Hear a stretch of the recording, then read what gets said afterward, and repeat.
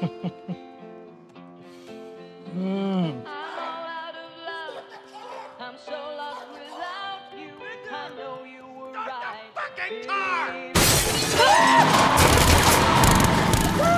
I shit my pants. Actually, that may have been me. Oh, you're living the dreams, DP. Yeah. Devil may care attitude. Strong thighs. Beautiful girlfriend. Sorry I'm late. I was rounding up all the gluten in the world and launching into space where it can't not hurt us ever again. Can you kind of talk me through the process of how you first got involved? I got a call. I was doing Avengers in Atlanta, and I was there with my wife, and I got a call about, I know that there was a short list for Deadpool, and at the end of Deadpool 1, there was all this talk of cable, and I didn't even know about it. I literally didn't know about it. I wasn't really part of that conversation. And then it just kind of happened, I think because of my agents. And I got the call and said, do you want to do this? And I was like, I'm already doing a Marvel film. I don't know if I want to do that. And my wife was like, just shut up and read it. You know, why are you? Yeah, I was basing it off some reaction that had nothing to do with reality. And I read the script and I loved it.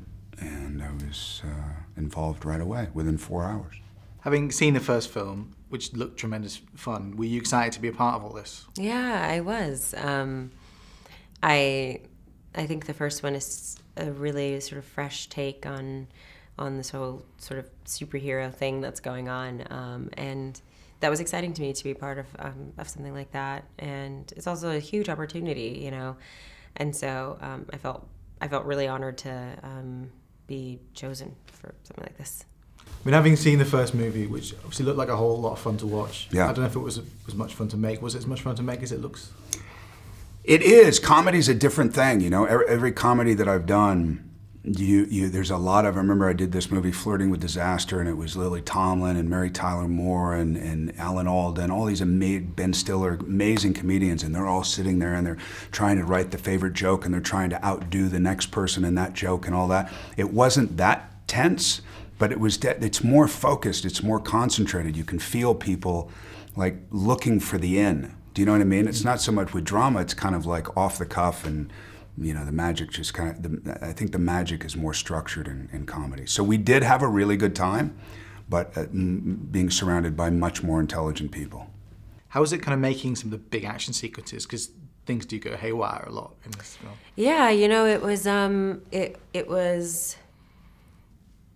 You know, the thing is all the stunt stuff is really, really meticulously planned out. You know, we spent literally months, you know, sort of choreographing. It's like it's a dance, you know, choreographing certain things and practicing certain things. And like the first thing people ask is like, do you feel safe? Like, is this working for you right now? And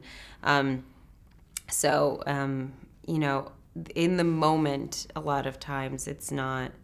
I think on camera it looks kind of wild, but then in the moment it's all very planned. So it was a lot of fun, really, to do that and to learn all these different skills. Yeah, you know, the action, we had some time to be able to rehearse it, and the thing about David Leitch, who's so brilliant at filming action, if you've seen Atomic Blonde, there's a scene in the hallway that's just one of the most unbelievable fight scenes I've ever seen. So he's really astute at all that stuff, but because of that, I think we would come with a certain fight, and he would go, you know what, I don't believe that, I don't believe that, why don't we change that and change that, and I'm not a stuntman. So you're kind of, I think the action scenes were probably harder than the acting scenes, because you're having to kind of ad-lib and improvise in the moment because not everybody's perfect. And you end up not getting hurt, but as a 50-year-old dude, definitely sore, and put it that way. How was it kind of working on a set where you are not going to see what everything looks like until much later on after all the effects are put in place? Yeah, Especially when you're acting up against people who kind of aren't going to look the same. Is that odd? Yeah, it's pretty awful, to be honest, because it's a huge challenge to... I mean, they should like have some type of, I don't know, classes on like how to act with a green screen, because it is interesting. Like when I did end up seeing, I watched the movie last week, and when I did end up seeing it, you know, there are all these different things where you're like, oh, that was in the background, or that was going on, or, you know, you have these sequences where you're like following people with your eyes, but there's nobody there, and it is a challenge to do that. But it's also, I don't know, it's sort of a part of the fun, I guess, of it, and you know that's what you're going into, and it's kind of cool to see all these little magic bits that get thrown in the end that you weren't expecting. And how was it working with Ryan? Awful. Awful. I mean, he's one of these guys I don't like just to spend time with him, and just there's a depression about him. He deals with a lot of anxiety. You might have read about that. You know, it's out there in the press and all that. There's a lot of anxiousness, and I don't know, man. It's just, I feel he's just the kind of guy you want to breastfeed. You know what I mean? Okay. Yeah.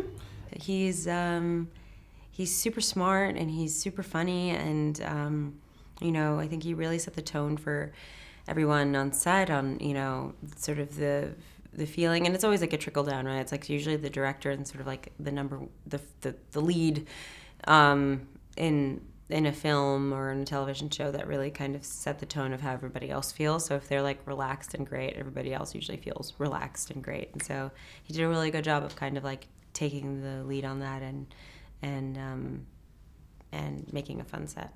With the way this film is set up, Yeah. I mean, it's more kind of an ensemble piece, I guess, with more going on. No, it's my movie. It's your movie. It's my I mean, movie. is there potential for the next one to be your movie as well? Well, you know what? I think there's even more focus on me where it's just me. It's kind of like a stand-up 2-hour Ricky Gervais special, you know? It's like I'm talking to the HFPA for 2 hours in this third movie, which is now called X-Force, I've heard.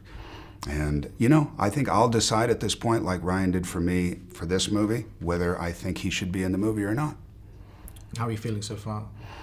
Right now, I think that there's a major fan base that brings in a lot of people on the seat, and I'm all about money. So if I choose to use him, if it brings me more profit, then that's the choice I'll make. But I think maybe after this, I'll be the most profitable one.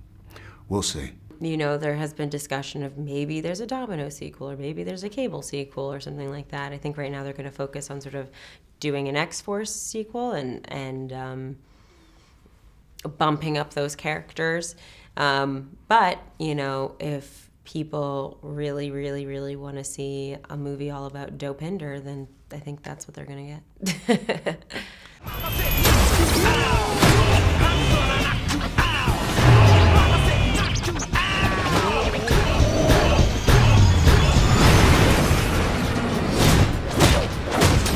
Bring it on, One-Eyed Willie.